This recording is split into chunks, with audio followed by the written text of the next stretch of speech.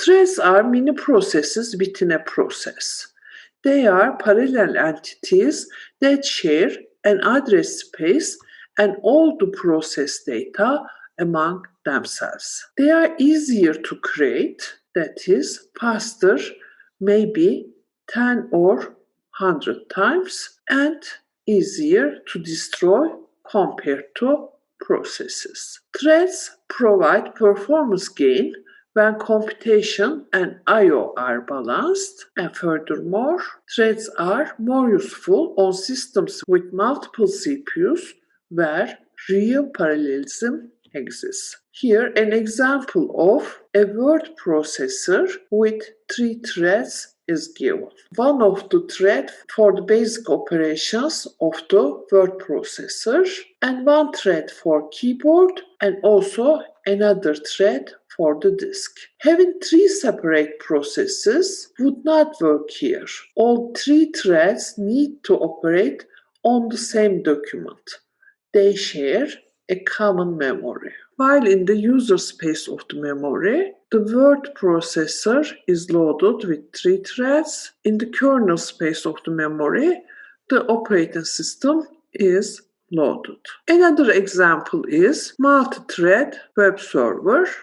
In the memory, this is the kernel space. Again, we have operating system, and this is the user space where multi-threaded web server is loaded. We have again threads, one for network connection, one for dispatcher thread, and another one is worker thread. This is the common cache for the threads. A rough outline of the code for a web server is given here. This is the code for the dispatcher thread. Here we have while true, so it is executing forever. Get next request from the buffer is called, and handoff work using the parameter buffer. The worker thread is given here. Again, it is executing forever. It waits for work, constant buffer. Look for page in cache. Here buffer and page is used as parameters. If page is not in cache, given the page as parameter, read page from disk. Parameter is buffer and page. Page is loaded into the buffer. And return page. Parameter is page. Here 3 ways to construct a server is given. If the model is threads, characteristics are parallelism, blocking system calls. If single-threaded process is considered as model, there is no parallelism and blocking system calls. If finite state machine model is used, there is parallelism, non-blocking system calls, interrupts are used. In finite state machine style programming, each computation has a saved state, and there exists some set of events, interrupts, that can occur to change the state. Having multiple threads running in parallel in one process is analogous to have multiple processes running in parallel in one computer. Threads are sometimes called lightweight processes. Here 2 different cases is considered. In part A, we have 3 processes, each with 1 thread, so each has different address space. We have process 1 having a single thread, process 2 again a single thread, and process 3 having a single thread.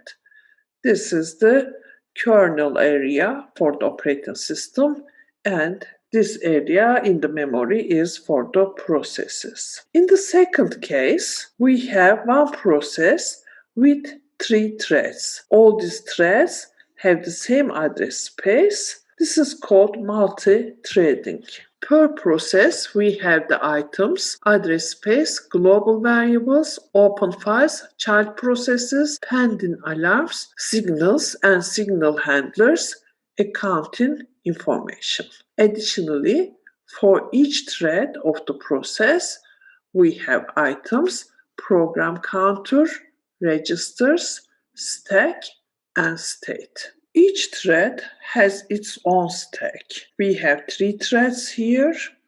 a single process. This is the thread 1 stack. This is for the second thread.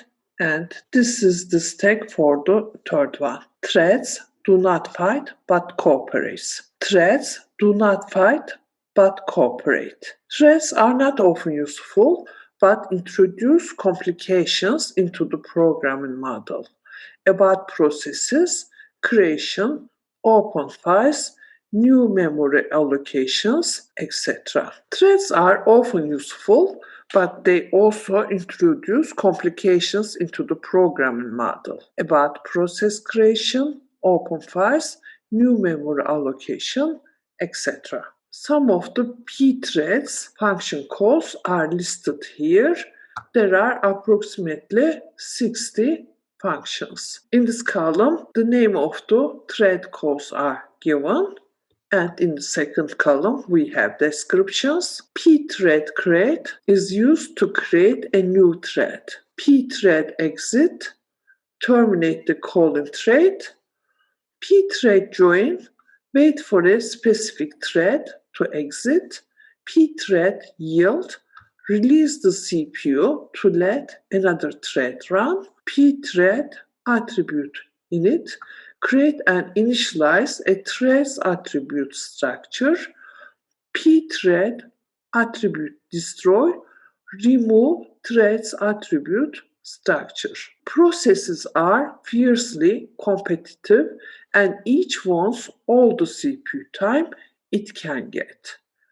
Threads or processes are working together and their code is invariably written by the same programmer. Notice that in POSIX you need to pass the arguments of the function you want our thread to run in type void pointer. The idea is to have a generic interface so you can pass anything to any function to be called by pthread create and return anything as well. You can't pass by value because you don't know the size of the argument. Is it integer, double, or struct something? So you need to pass by pointer. And since you don't know the type of the argument and return value either, you use void pointer, the anonymous pointer type. Inside the call thread function, you do know the type of the argument and return value.